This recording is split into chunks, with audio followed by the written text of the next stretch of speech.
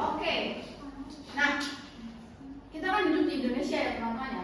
Di kursi. Kalian pernah berpikir nggak sih kenapa Indonesia itu menjadi negara yang penduduk Islamnya itu terbesar di dunia? Padahal Indonesia itu bukan berada di Timur Tengah.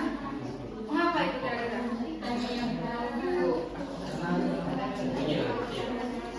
Ada 9 kali boleh.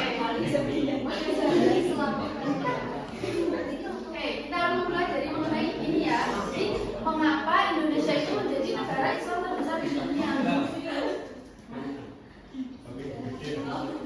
Nah, kita melihat ke kondisi masyarakat Indonesia sebelum Islam datang terlebih dahulu. Nah, kondisi masyarakat Indonesia sebelum Islam datang itu ada beberapa kondisi. Yang pertama ada kondisi sosial dan budaya. Kondisi apa? Sosial dan budaya. Bagaimana kondisi sosial budaya masyarakat Indonesia pada saat itu? Jadi sosial Indonesia pada masa itu memiliki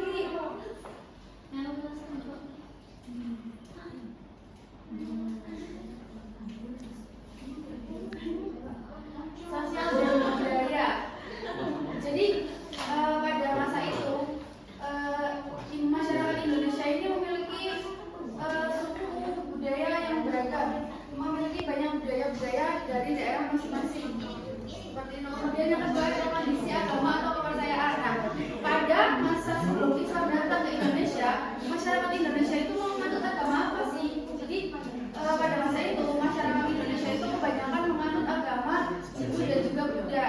Nah, Hindu dan juga Buddha itu dapat dilihat dari kalian pernah ke Candi Borobudur? Nah, itu kan merupakan situs religius ya, situs peninggalan agama dari agama apa?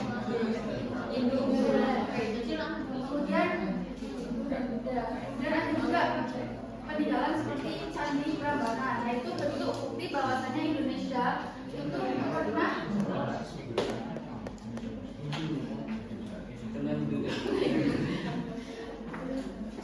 menganut agama Hindu pada masa itu. Kemudian kepercayaan pada masa itu masyarakat Indonesia itu memiliki kepercayaan animisme dan juga dinamisme. Mereka itu masih mempercayai itu. Apa animisme atau dinamisme? Animisme itu kepercayaan mengenai roh-roh nenek moyang terdahulu. Jadi mereka itu masih percaya terhadap seperti roh. Kemudian dinamisme. Apa dinamisme? Jadi mempercayai tidak goib. Animisme apa tadi? Dinamisme mempercayai tidak goib. Kemudian ada kondisi perekonomian. Bagaimana perekonomian Indonesia pada masa itu? Perekonomian Indonesia itu karena Indonesia itu letaknya sangat strategis ya. Jadi Indonesia ini termasuk dalam jalur perdagangan internasional teman-teman. Jadi di laut ya. Jadi banyak negara-negara itu melewati Indonesia yang sampai akhirnya mereka ini berdagang. Yang pertama ada berdagang, kemudian yang kedua masyarakat Indonesia ini bergantung pada pertanian. Yang pertama ada berdagang dan yang kedua ada pertanian. Kemudian kondisi sosial dan politik pada masa itu Indonesia itu sudah memiliki sosial dan politik seperti, tapi bentuknya itu tidak seperti yang sekarang. Bentuknya itu kerajaan-kerajaan Islam, kerajaan-kerajaan seperti kerajaan Sriwijaya, kerajaan Mataram seperti itu ya. Kemudian kondisi suku dan bangsa, karena Indonesia ini memiliki banyak daerah ya, luas. Nah, setiap daerah itu memiliki suku-suku yang berbeda-beda. Jadi dalam penerapan nantinya untuk pengembangan Islam itu menyesuaikan ke daerahnya masing-masing. Nah, kita lanjut ke masing-masing Islam di Indonesia. Yang pertama ada jalur perdagangan. Jalur perdagangan itu bagaimana? Seperti tadi Indonesia kan berada di jalur strategis. Oh ya.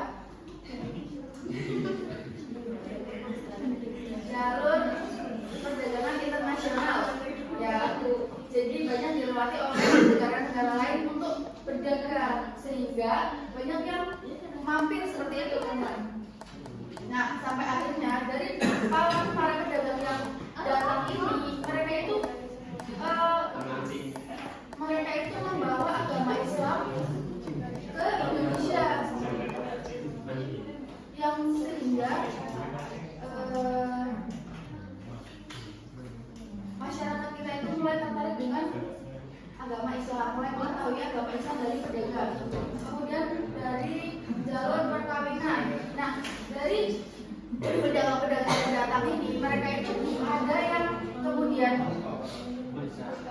menikah dengan masyarakat di Indonesia ataupun Nusantara. Kemudian yang pada awalnya mereka itu membawa ajaran Islam, akhirnya mereka memperkenalkan kepada keluarganya, kepada saudara-saudaranya di Indonesia, sehingga Islam dapat berkembang melalui jalur perkawinan di Indonesia. Kemudian yang ketiga ada jalur pendidikan. Nah, bagaimana jalur pendidikan? Pada masa itu para ulama-ulama yang ada di Indonesia itu mulai membentuk pesantren. Kemudian dari pesantren tersebut itu kan menghasilkan seperti halnya tokoh-tokoh besar ya. Nah, mereka ini dikirim ke berbagai daerah untuk menyebarkan agama Islam lebih luas. Kemudian ada seni budaya. Tadi karena Indonesia itu memiliki banyak budaya dan bangsa, yang pastinya kan setiap daerah berbeda-beda. Nah, Islam ini tidak masuk secara memaksa, tapi dia masuk melalui jalur seni budaya juga.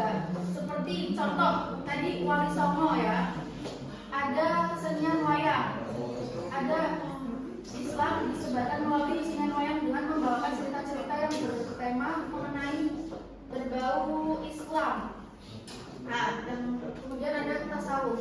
Para pedagang tadi ya, kembali ke awal, para pedagang tadi ketika datang itu mereka menunjukkan sikap-sikap tasawuf. Mereka menunjukkan sikap yang jujur, seperti ketika mereka berdagang itu tidak nakal ya, kemudian tidak memaksa. Nah, sehingga membuat kita masyarakat yang ada di sana itu tertarik dengan apa sih ajaran mereka itu. Kemudian politik, seperti tadi politik Indonesia sebelum Islam masuk ke Indonesia, jadi berbentuk kerajaan-kerajaan. Nah, pada saat itu ketika seorang raja itu masuk ke agama Islam, nah para rakyatnya itu memiliki keinginan untuk masuk Islam juga, mengikuti rajanya, mengikuti aliran ajaran yang dianut oleh rajanya.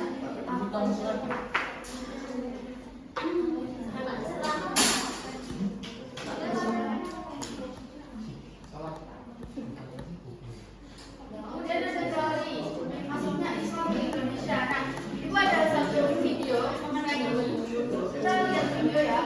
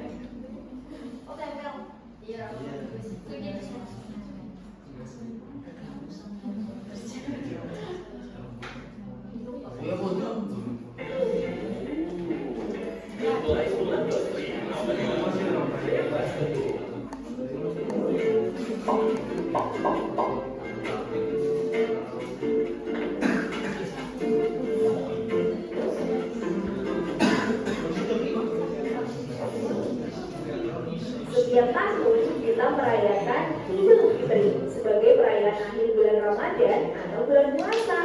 Nah, ini adalah contoh nyata bagaimana ajaran agama Islam itu ada. Kira-kira kapan ya agama Islam itu mulai masuk ke Indonesia? Untuk menjawab pertanyaan itu, ada 4 teori nih yang akan aku jelaskan. Teori pertama adalah teori Gujarat atau India, yang disampaikan oleh W.J. Graves yang lalu dikembangkan oleh Snapwood dan kawan-kawan. Pada teori ini disebutkan bahwa Islam masuk melalui perdagangan India Muslim yang masuk pada abad ke-13. Para pedagang Gujarat ini datang dari Malaka yang kemudian menjalin hubungan dengan orang-orang di wilayah hingga terbentuklah Kerajaan Islam Samudra Pasai. Teori ini dikuatkan dengan bukti berupa makam Malik As-Soleh dengan bangunan yang unik seperti di Gujarat. Selain teori India, ada pula teori yang menyebutkan bahwa masuknya agama Islam dibawa oleh bangsa Arab pada sekitar abad ke-7, di mana bangsa Arab sangat dominan dalam perdagangan di Nusantara, yang kemudian menikah dengan pribumi dan meninggalkan agama Islam. Teori ini dibawa oleh Jacob Cornelis van der York dan juga Buya Hamka. Nisan pada makam wanita di Gresik, Jawa Timur yang ditulis dengan huruf Arab bergaya Sufi menjadi salah satu bukti yang mendukung adanya teori ini. Nah, selanjutnya ada juga teori Cina. Proses masuknya Islam ke Indonesia menurut teori Cina ini hampir sama dengan teori Arab, yakni bersamaan dengan banyaknya migrasi orang-orang Cina Muslim ke Asia Tenggara, terutama wilayah Nusantara, yang kemudian melakukan kegiatan perdagangan. Peristiwa ini terjadi sekitar tahun 879 Masehi atau abad ke-9 Masehi. Terakhir, teori ini menyebutkan bahwa Islam masuk ke Indonesia dibawa oleh kaum Syiah melalui jalur perdagangan yang berasal dari Persia atau Iran. Teori ini disebut sebagai teori Persia yang didukung oleh B.A. Hussein, Reningrat, dan M. Jamal Mansur. Itulah keempat teori yang menjelaskan masuknya Islam ke Indonesia. Meskipun berbeda-beda, keempat teori tersebut menunjukkan kompleksitas dan keragaman proses penyebaran agama Islam di wilayah Indonesia.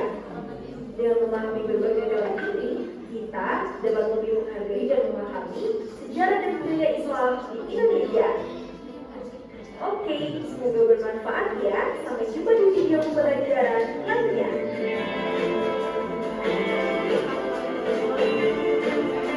Abad ke-13.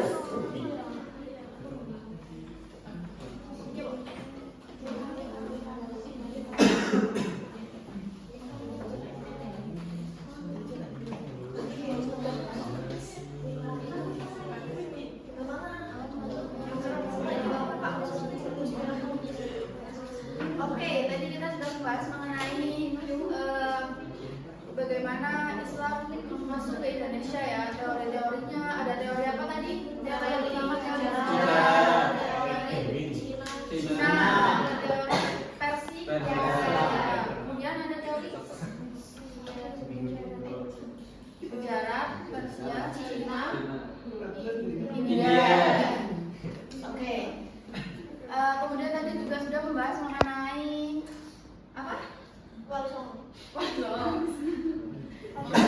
Kondisi Indonesia sebelum Islam datang ya. Nah, Ibu ada kuis untuk kita kerjakan, tetapi kita kerjakan sebagai tugas saja ya. Iya, Ibu. Oke. Karena kita sudah membahas materi pada hari ini, jam juga sudah menunjukkan untuk waktunya istirahat. Jadi Ibu akhiri sampai di sini ya, anak-anak. Ya, Bu. Ada yang mau ditanyakan? Iya. Tidak, sudah paham semua ya? Ya, insya Allah. Oke, dari Ibu dicukupkan. Terima kasih. Wassalamualaikum warahmatullahi wabarakatuh.